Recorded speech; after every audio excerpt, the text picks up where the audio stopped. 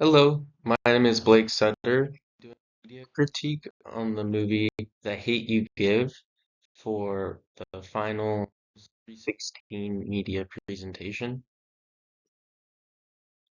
The movie Angie Thomas was published in 2017 and quickly became a groundbreaking work in the literature. The novel follows the life of Star Carter, a 16-year-old African-American who witnesses the police shooting of her childhood friend, Khalil.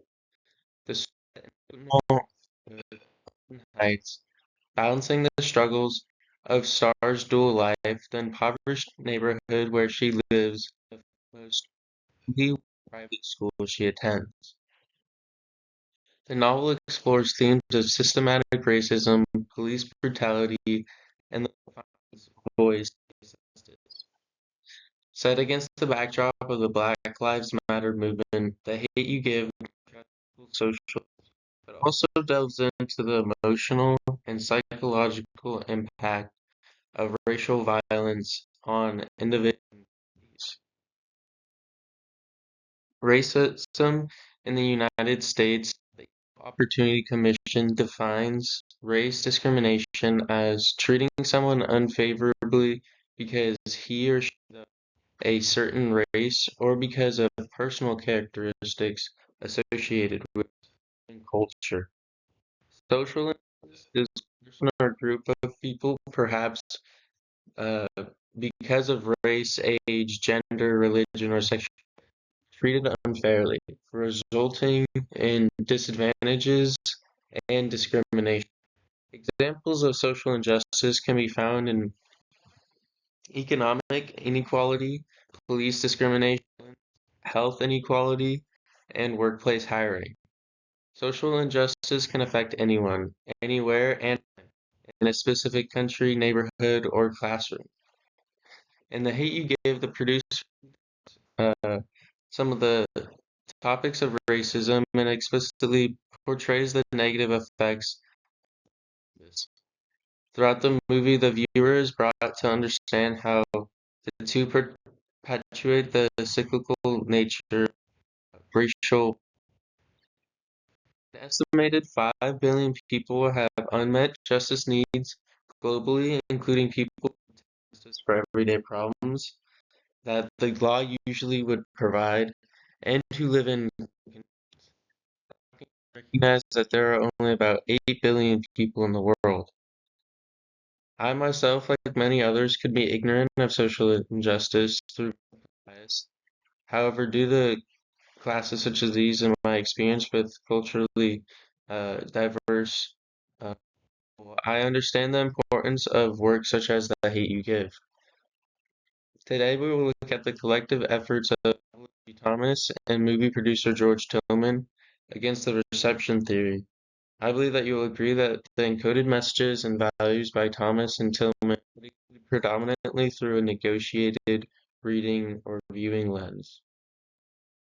In The Hate You Give, this teen is given the chance by her parents to go to college prep school and gives witness to her childhood best friend twice, and has the power to overcome leading gang warlord while standing for equality.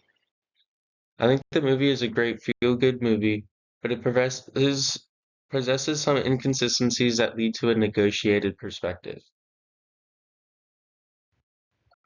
The issue.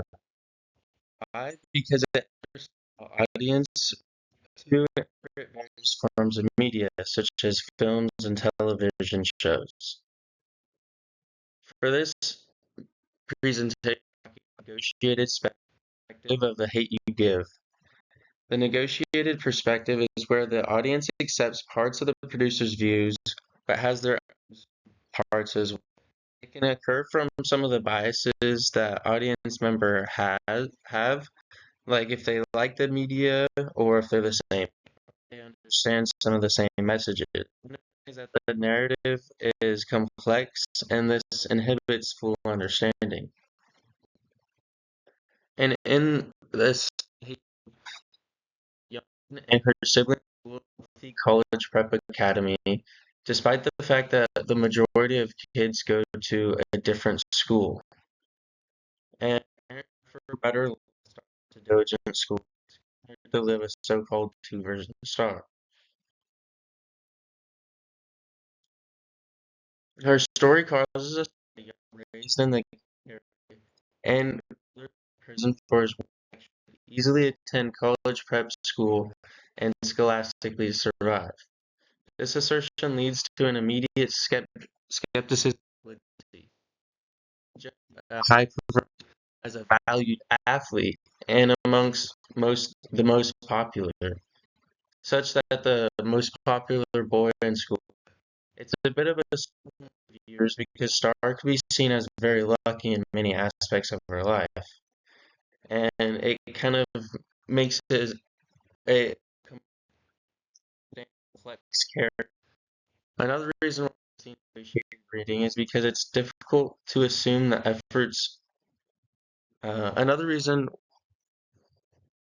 the efforts of police to protect and defend, and in this case, when a police officer commits murder, the integrity of the director to portray reality.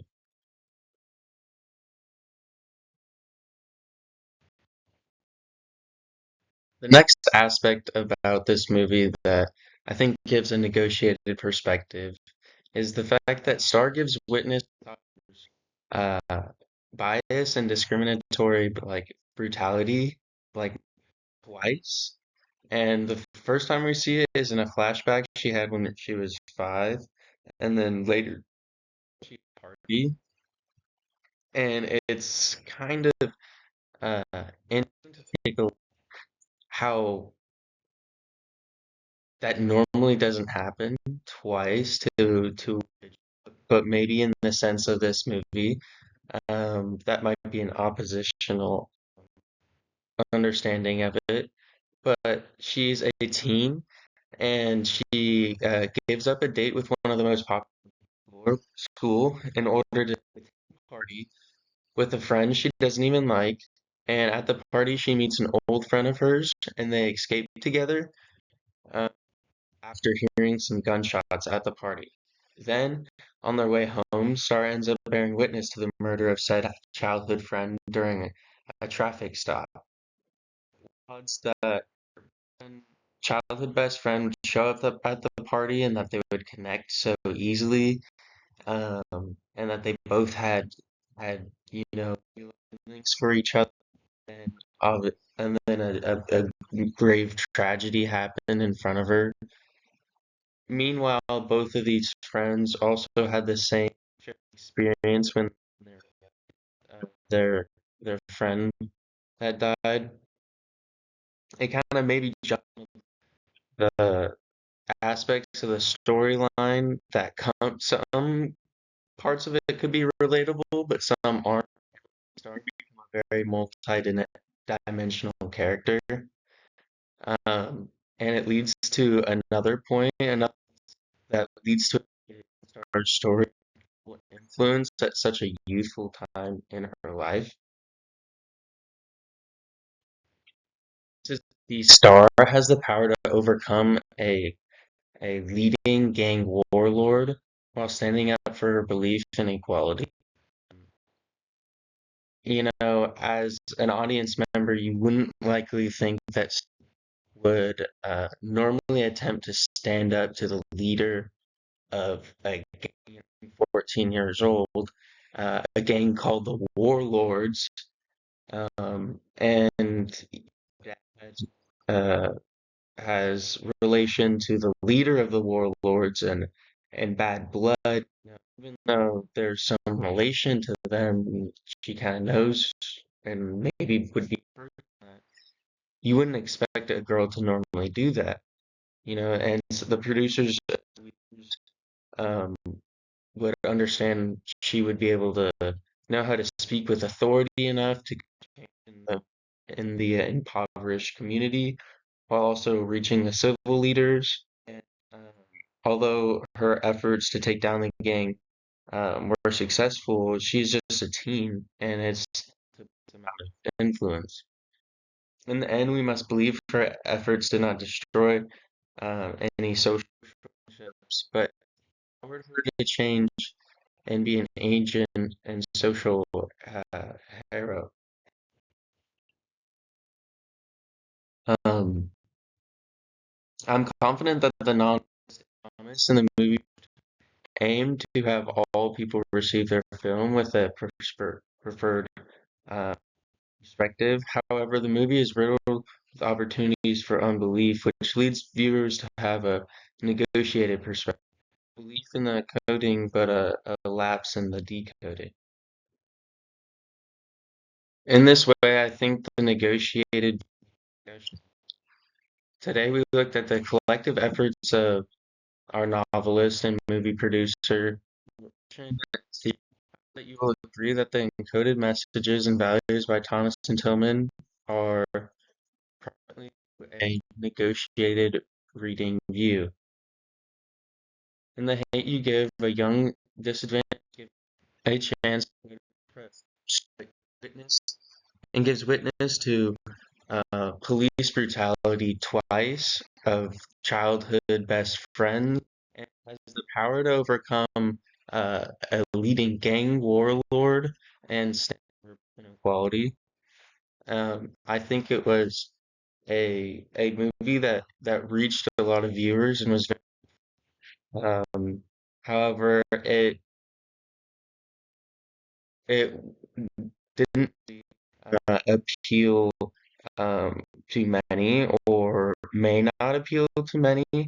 Has so many and diverse aspects of the main character star, that some of them way. So I think it did view. Um, we kind of leave some complexity on the table for uh, the predominant view of this movie. Um, I think in the end, we all agree doing what we believe is our calling, what we're supposed to do, uh, or we're called to do in this movie is to find peace, just as Star stepped out and escaped the the under structures of racism and social injustice. And I think we can also escape developing a personal conviction to explore what is right in our own lives.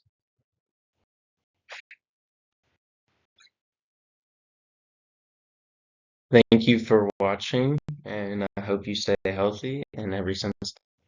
Bye now.